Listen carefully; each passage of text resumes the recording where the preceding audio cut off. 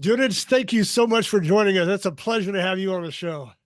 I'm so grateful to join you and to share a little bit of knowledge. And I'm also excited about the topics we will I talk can't wait. about. I've been looking forward to this interview for ever since that we booked you because what you talk about, I'm fascinated by. I want to learn. I hope my audience learns.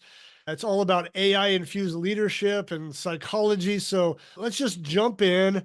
What the heck do you do?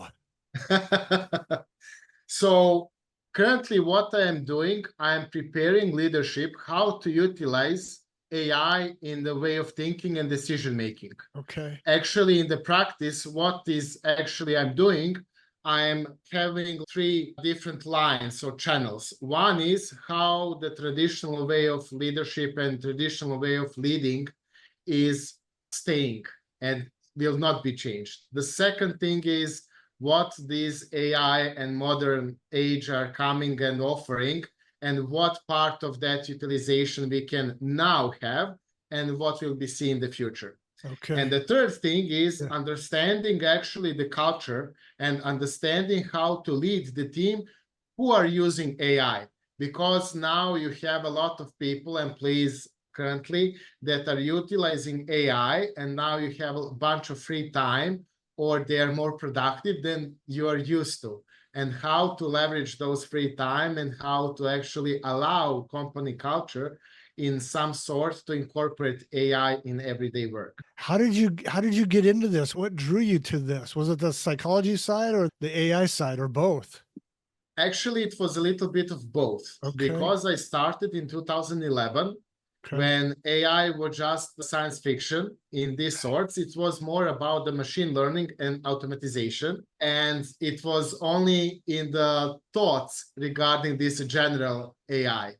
And actually, just to understand everybody, so the first step was automatization of the processes, which usually great companies, corporates, done through some ERP or CRM. It's more about technical innovation. It's more about processes. Right. That the second thing was about actually text to text, which means we have a sort of automatization regarding email replying, regarding something which is happening every day, and we are having a habit or pattern regarding doing it, and we then just automatize it. This is text to text, and this is actually starting some sort of AI LLM languaging Okay. there. Okay. And then now we have the text to action, which means I'm typing something or creating something, which is actually in the end coming to the action. And what now are focusing on is actually AI agents, which are the teams and not the individuals like everybody thought. Because now you can, with one LLM language, with one AI agent, he can replace the whole organization or department. And now regarding the leadership, how in interface is actually how to create a digital twin of your behavior about your leadership, and then how AI can help you regarding the perception of some product, services, or message you want to share. Okay. Okay. So every day I'm all about leadership. Every day we work with leaders in small to mid-sized companies and we talk about leadership stuff. Am I going to be out of a job soon? What does this mean to people like No, me? I believe that leadership will be replaced with leadership who use AI and who Okay. are actually utilizing this stuff to create new perceptions and new way of thinking. What we are able now, we are able to simulate the teams. Let's say we can go to ChatGPT and ask, please create a team, PhD or Nobel Prize level, and give me the feedback based on these thoughts, or based on this project, or based on this strategy. And actually, I can ask them to simulate what are the missings or mistakes or issues are having currently in this project or way of strategy I want to implement. And you can simulate now. This is like a first step. This is Okay. text to text. The second thing is actually a more advanced one, what I'm currently doing. We can create like 6,000 agents who are simulating like 6,000 people, 6,000 Wow. characters. And then we can ask the feedback from 6,000 people. Wow. Then you can practice in your industry let's say, they simulate how the service will become, how the product will become, how is the way of thinking of those people. And actually, in some statistics, it's about 85 to 90% similar what we are doing with surveys and what we are doing with real people and target groups. Okay. So in a matter of hours, you can have the feedback what you took 2 or 3 weeks to establish a target group and then to have the feedback from them. And the second of thing, what is cool regarding AI agents, you can create what you want about the outcome, and then he will in loop repeat until he's done simulate a successful outcome.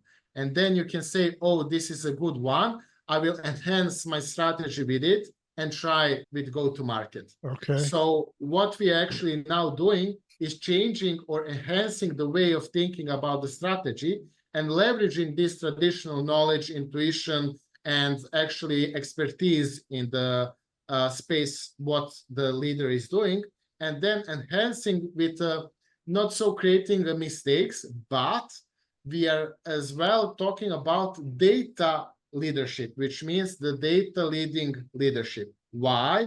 Because there is subjectivity in both ways. The first one is subjectivity regarding my ego, regarding my way of doing, regarding my unique mix of knowledge and experiences. This is my subjectivity regarding leadership. And regarding AI, we have biases on the way that AI agent learned on some methodology, which means he is subject to those methodologies. And then it cannot replace both. So it cannot replace the leader 100% because he has biases as well. But again, because the leader has his biases regarding ego and everything else, he can now a little bit challenge himself and enhance himself, how to keep that blind spots that he has and how he can test it through AI. So it's very excited to learn it and see it that way. Make this simple for a simple guy like me. Let's say I'm working with a CEO who runs a $100 million construction company in Nevada. Yeah. How might he use what you're doing? What would he use it? What would he use it for? So basically, in that industry, particularly, he is location driven, let's say. Okay. And then his opinion is, I have the location, and then I will see what is the best for that location, and I will construct that. Is it a hotel? Is it some commercial real estate? Is it, I don't know, whatever. And basically, he has some projections, and he has some knowledge about it, and he has some feeling what is the good for that location. Okay. But it's based on the decision-making of himself and the board, let's say, of directors, because it's 100 million investment.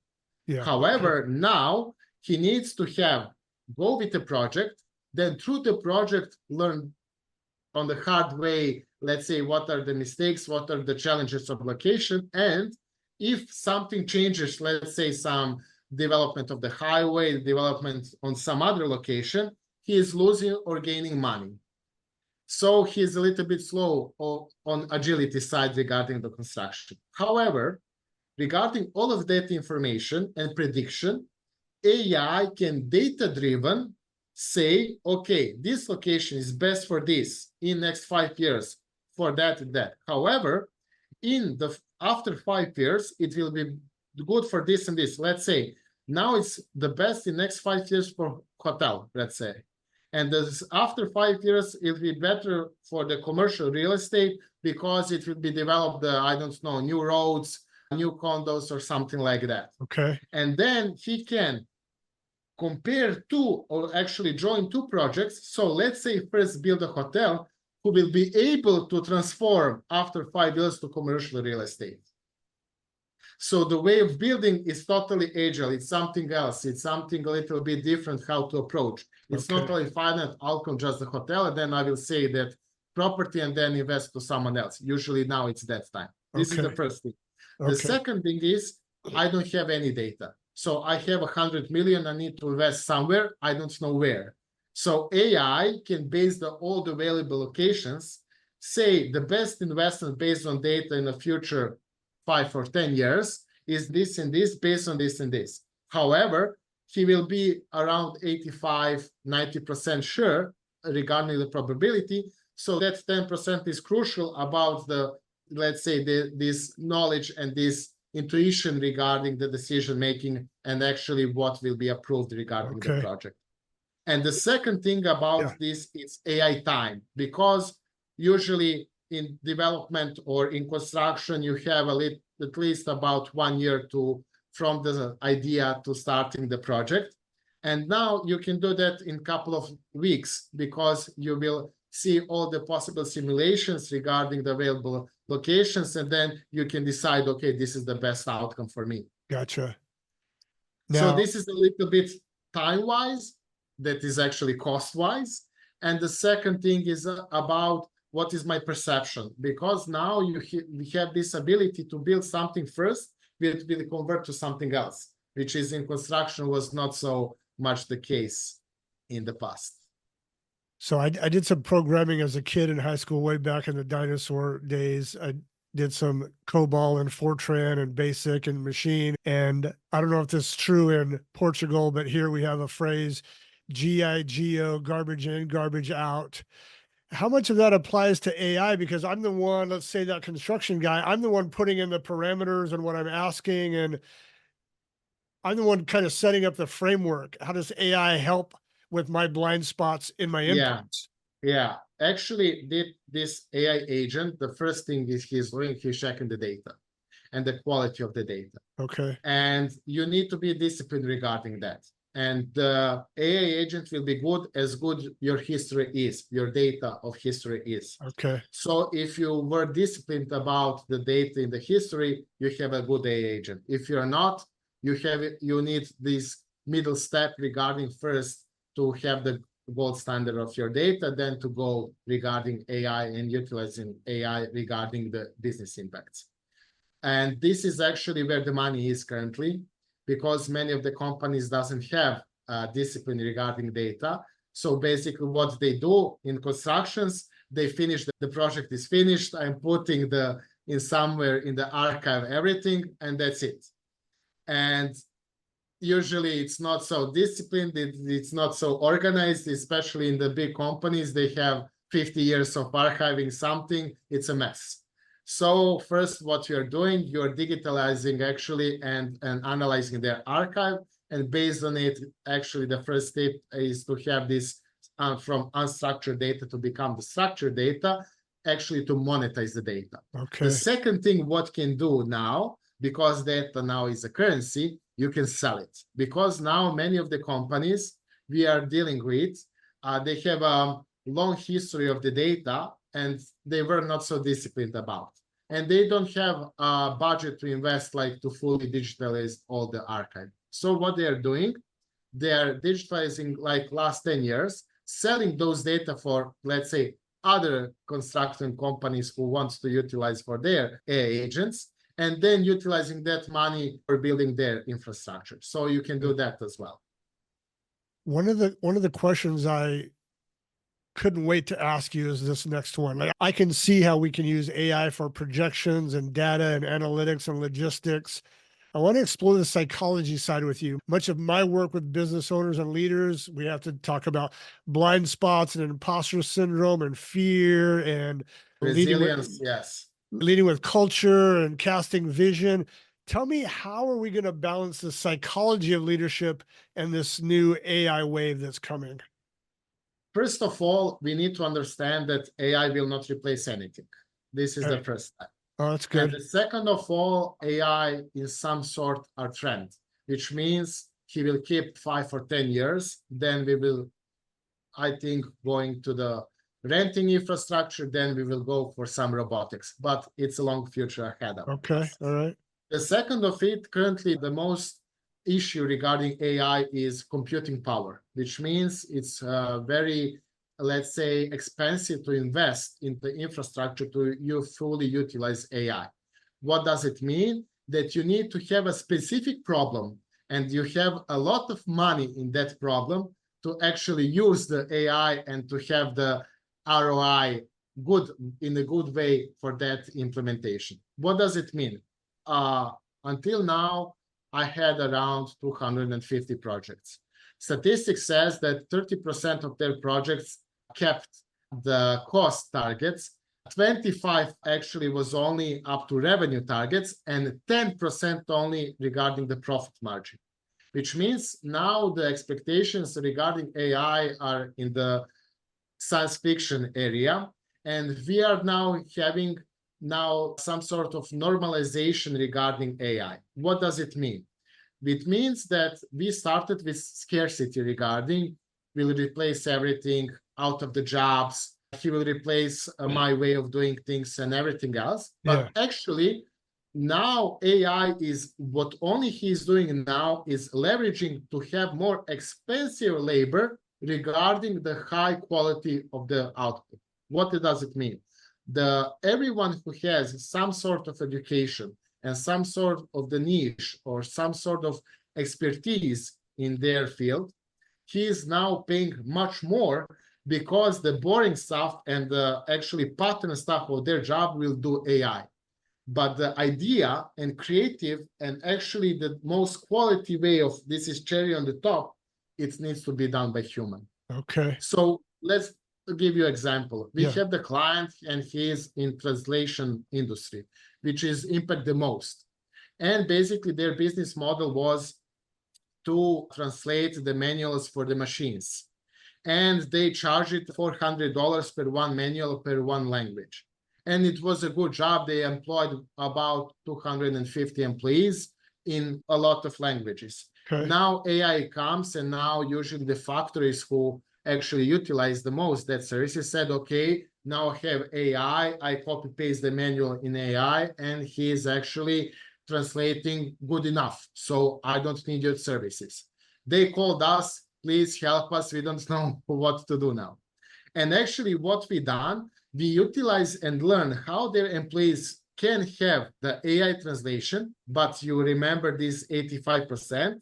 So the accuracy to have very precise, you need these 15% regarding the specialized parts, especially in machine labor manuals. What does it mean? They offered now $50 for one manual, but because now it's cheaper, the manufacturers and get on more languages because it's cheaper to produce.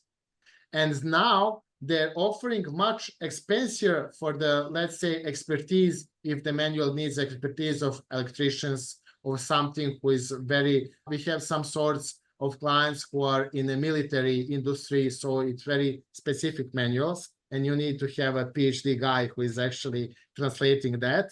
It's gone much higher regarding the price because you know that base is actually translated with AI. Okay. What does it happen in a cultural way? Everybody was scared. Everybody was, I'm laying off because now AI can translate everything. But actually, outcome was, now everybody's paying higher per hour for me because the AI cannot be specialized in, let's say, some sort of industry like military industry or something like that, weapon industry. The second thing what is happening regarding the resilience is how to manage now people who has more time. So I need to have the more jobs. I need to have more clients. How to utilize more clients with cheaper price. And this is actually what leaders now must understand. They cannot, if they now have the impact in their industry regarding AI, they cannot push the same price.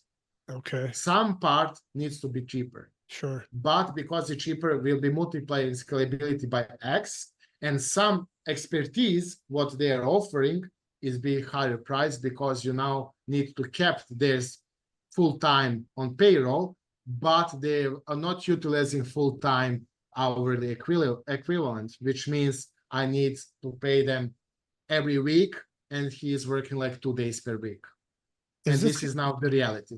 Is this going to be similar to the dynamic that we saw in the 70s and 80s with the robotic industry and manufacturing and the automotive industry, where robots took over some of those mundane factory and manufacturing positions? We're going to see that?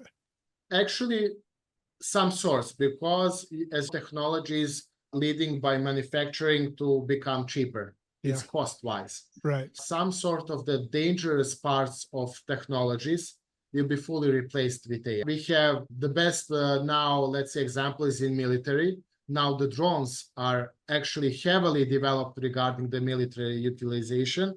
and not the airplane tanks and everything else, because it's much cheaper and they have results by it. So that part will be fully utilized by machines and fully utilized by AI, because it's very dangerous to produce something like that. Especially in sorts, we are now testing regarding the hazards and regarding some research centers that they have some laboratories, some heavy equipment stuff. They will fully robotize that because they want to protect their people. Because to develop a good scientist, you need about 40 years. And if something happened to that scientist, you cannot replace him like that. Right. So it's cheaper to replace with some machinery and robotics until the scientists will take over. So that part will stay. Regarding everything else, I think that some skill sets will be replaced by AI, and again, some skill sets will be developed how to utilize AI. Yeah. So it will be balanced how it is. It's some sort everybody talking about internet, and like internet will be something boom. And now everybody is utilizing internet and utilizing emails, but it's not replacing nothing. So similar will be with AI. Yeah, that's good. How should the typical small to medium-sized business owner be using AI right now today? How should we be leveraging it for us? The best leveraging currently is prototyping. So he can prototyping and testing the new services and products regarding a bunch of LLMs. And this is the best use case because you can do it very cheap or evenly free. The second thing is he can start asking what he can do regarding their processes. Actually, how he can do. He can go now to OpenAI, ChatGPT freely, import the document regarding their processes and ask AI, how can and what sort and part of these processes I can automatize now cheaply or free. And he said, you can have this and this. Now with automatization workflow, make.com and everybody else, you can automatize a lot with $20 per month. So it's not some source of investment. The biggest, let's say, example is marketing industry. Yeah. Now the small agencies are utilizing AI, marketing agencies are utilizing AI for the clients which are pattern-based, which means every week or every day, I'm the same type of posts I'm utilizing for that client. You can automatize that and to do it by AI agent. And then that time of these junior guys can assist for the larger clients, which needs more involvement regarding expertise of the people. So this is some sort of the thing they can utilize it. The second thing, they can do it regarding real time. So he can ask ChatGPT, Claude, or whatever, in real time, how he can utilize the current trends in their industries. This is the blind spot. Let's say the competition has some advertising or some campaign. He can copy paste the campaign and say, what is the weak spots and how can I gain from it? And he can immediately in real time respond to that with not heavily involving in the marketing or testing with campaign sets and everything else. Yeah. So this is a little tweaks they can do by themselves. I just wrote that note down for myself because we do a lot of work with SOPs and processes and documentation. I just made a note to myself to really. And second thing is regarding analyzing the data. So if you have the Excel file scraping the LinkedIn, let's say, you can now filter those data like this. So you can just ask, please give me, I don't know, relevant titles for these services, or based on their post and interests, what do you think from this list of people can be ready for my service? The second thing is he's beautifully writing the cold emails, and he can write a really good email regarding that. And the third thing, he's excellent bidding machine regarding pre-sales. So if you have some RFP or you have some project what you like to bid, he can excellent job do regarding pre-sales. Again, sales need to be done by human. Okay. All right. I wrote that down as well. I love that you're referring to AI as a he. I as a he, because for me, it's usually ChatGPT, Claude, and everything. The naming is by he, Gemini or something like Yeah, that. got it. Copilot because of that. But I'm actually, this is the second thing. You can utilize the both perceptions regarding leadership. Let's say we are utilizing that now because you can now, it's modern days, you have a lot of genders. And now with AI, you can have the feedback or simulating the feedback from the lot of genders. Okay. So let's say I'm a guy, I cannot think like a woman, but AI can help me to give me a feedback from the woman perspective. And sometimes it's very helpful for me. That's good. I was thinking about just how personalizing you're making it. I work with ChatGPT a lot, and I've taught it a lot about me and what we do and how we do it. And so now I can go in and I'll say something like, given everything about me, give me advice on blah, blah, blah. And it knows me. And so I'm talking to it Yes, like it has a personality. Given everything you have learned about me, answer this question. It's fascinating. yes. And the second thing, I know that usually we are thinking psychology about the success Yeah. and dominance and prestige, and that we want that to offer as a product, as a service.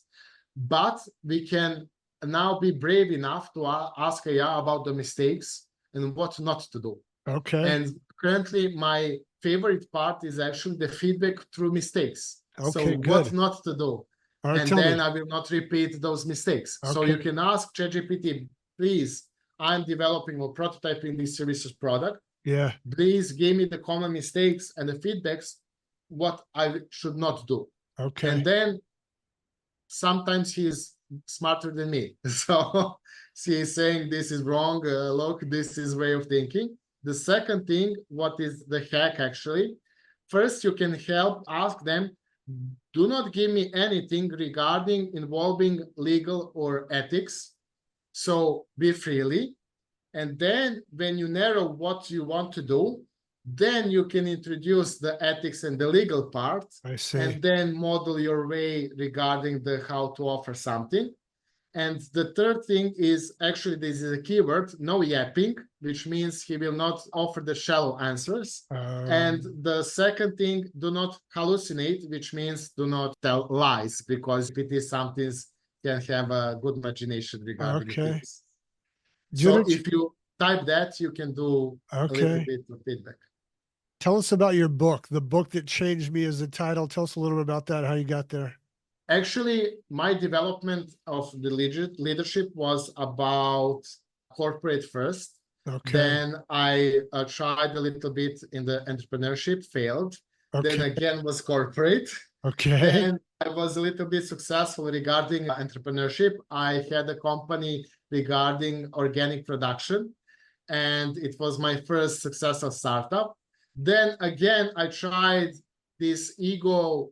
I thought that because I was once successful, I can be again. Then I need to beat my ego a little bit. Then again, return to corporate career because I didn't know, I was afraid, and I was pushing myself that it must be successful, the next big thing, because I have now the track of record that I'm successful in entrepreneurship guy. And then the journey about the book is actually how I beat my ego, because I believe that my biggest trap regarding leadership was actually myself and my ego. First, afraid to ask the help. Then I know intellectually that I should not judge, but in behavior, I judged. Then I was arrogant regarding the way of thinking. I was trying to influence others in the way of thinking and not listening everybody. And these learning steps for me was very crucial because it happened all over again. It's not like I learned on one thing. I repeated a couple of times, and then I needed to understand why. And something now, I believe it's not like never, it's lower probability to happen again. But I'm not a perfect leadership guy, you know. I love it.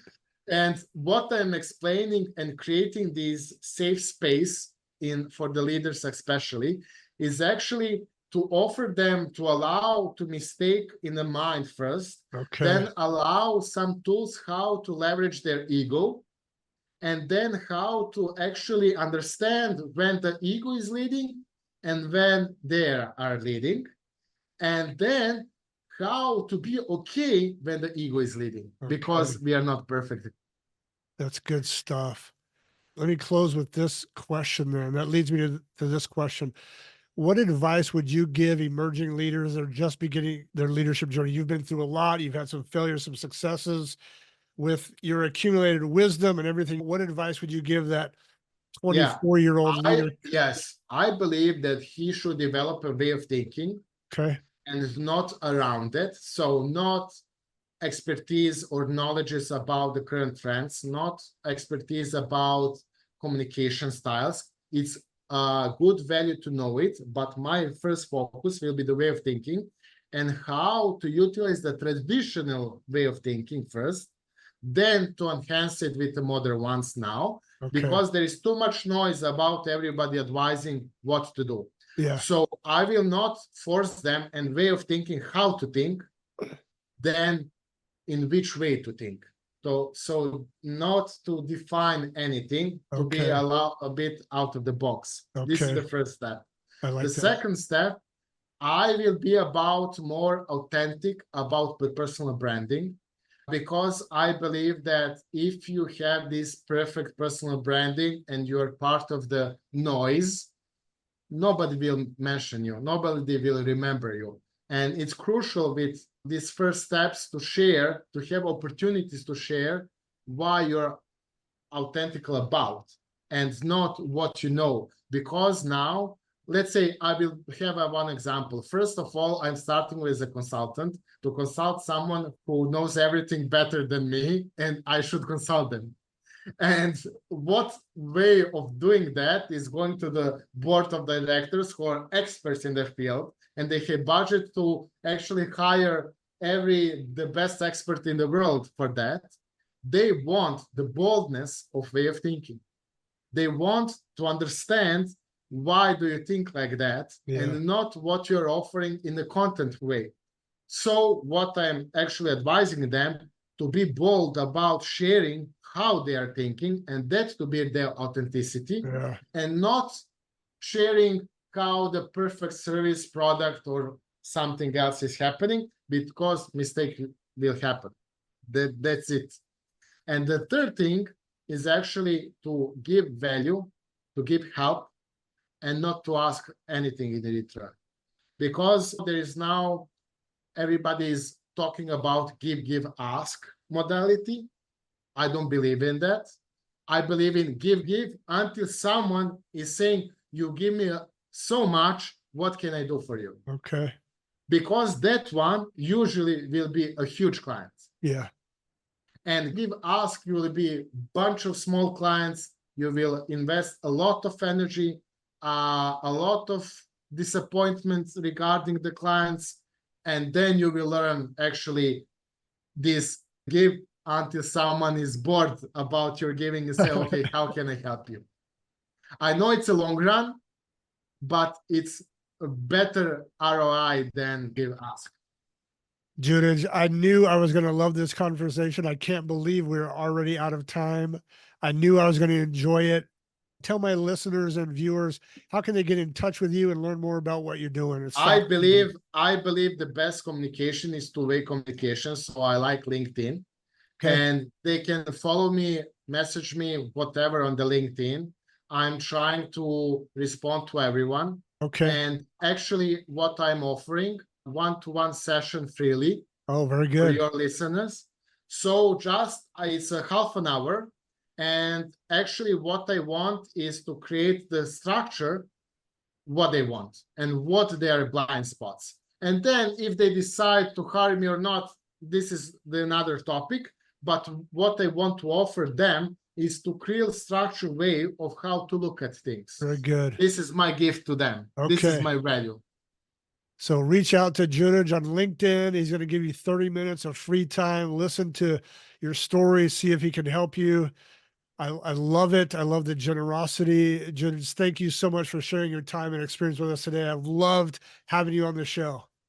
Thank you. Thank you so much for the opportunity to share everything with you and your audience.